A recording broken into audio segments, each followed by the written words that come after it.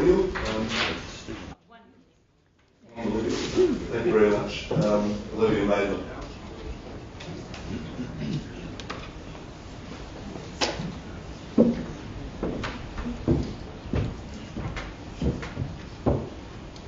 Hello, my name is Olivia M, and I have been asked to speak here today about the issue from my generation's perspective. I grew up in Takapuna, and after spending time studying in Wellington, I came home and worked at a local restaurant to save money for travel overseas, from which I have now returned to live here again. I would like the site of the Anzac St car park to remain publicly owned until the time comes where we have the vision, resources and understanding of our community's needs to create a public space that can serve our growing local population in a meaningful way.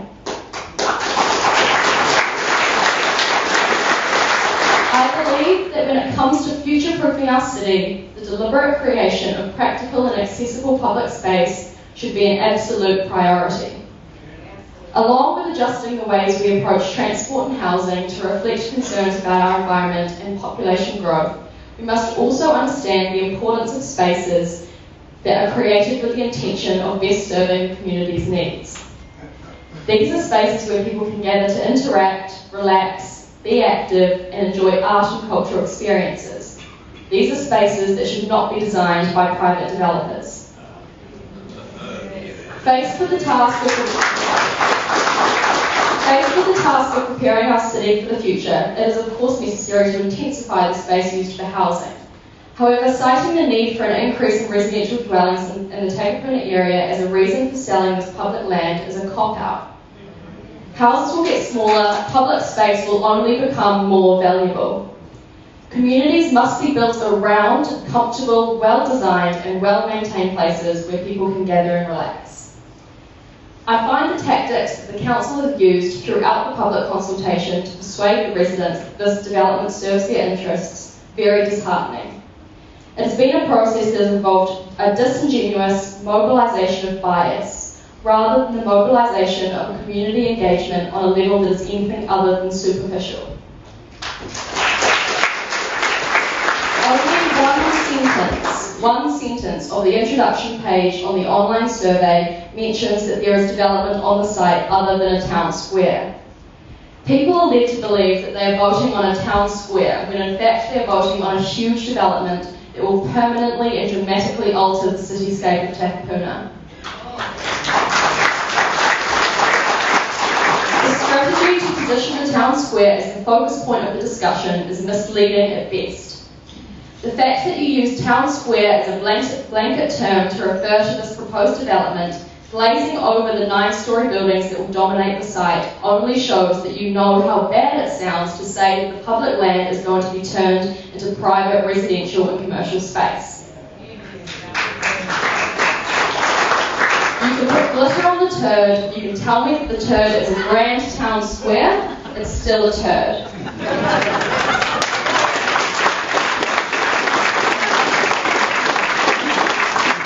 Claiming that our local residents are anti-change is a lazy, disrespectful and deceptive tactic, and shows that you are either not listening to what we're saying or you're simply ignoring us.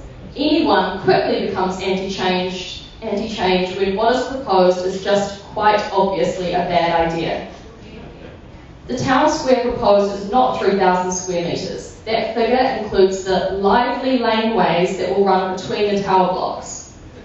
Laneways have been romanticised after cities have made a concerted and very effective effort to fix a problem of no one wanting to spend time in overdeveloped, dark and uninviting spaces in urban areas.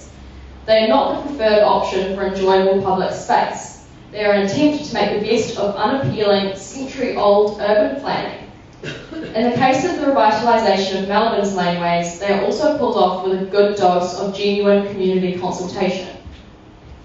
I have another issue with the laneway spin.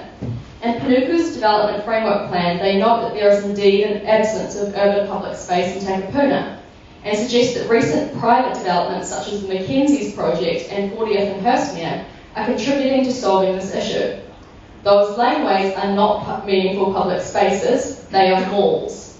As I expressed at the previous public meeting on this issue, I find it concerning and depressing that commercial value and social cultural value are being confused in this way.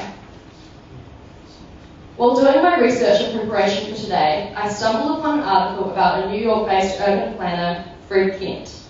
He is the founder of the Project for Public Spaces, a non-profit organisation that consults with public and private clients around the world who wish to make spaces more people-friendly. His approach to urban planning is strongly driven by a desire to make spaces that are as livable as possible for people and communities, and he is driven by a passion for encouraging the beautiful interactions that take place in these spaces. When asked where he starts when faced with the task of making a space more human, he said, "We start by talking to the people who live there. We encourage them to think about what they like about their surroundings and what they don't and what they need. We're always told that so-called experts like star architects and designers know better, but they generally aren't at all interested in the actual residents. It's a matter of activating the community and getting it to take responsibility for and help shape its surroundings. We're not experts who come in from outside and tell people what they should be doing. The locals are the ones who know best." I have to credit local councillor Chris Darby, who posted this article on his Twitter account, which is where I came across it. But I now also have to ask the members of our city government here tonight, why, when you have an activated community telling you exactly what we want from our public spaces, taking responsibility, telling you that we know what is best, why are you not only turning a blind eye, but attempting to steamroll and deceive this community into accepting your preferred option?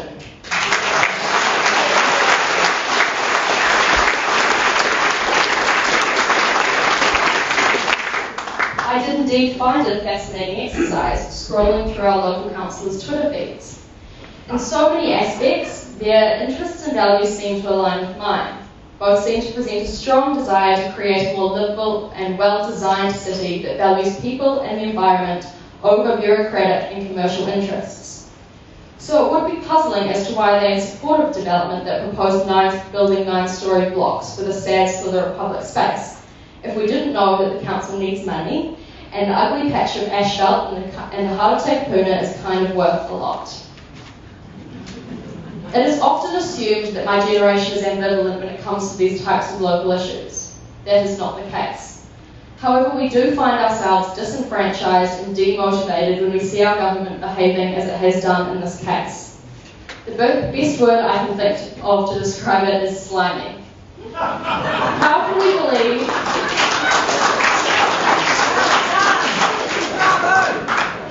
believe in a democratic process when an online feedback survey is so blatantly skewed to flatter the preferred option of our money-hungry council? We see our elected officials preach values of livable, human-friendly, thoughtful urban design, and then support the selling off of a space that has so much potential to serve its community in a way that embodies those values. How are we meant to respect or have any desire to participate in that system?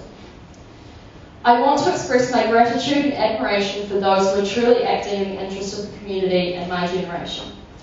They are people who can see through the council's process of smoke and mirrors that seem to be designed to achieve a predetermined outcome, and one that in my view, and it seems many others, lacks integrity and any commitment to fully inform and listen to the community.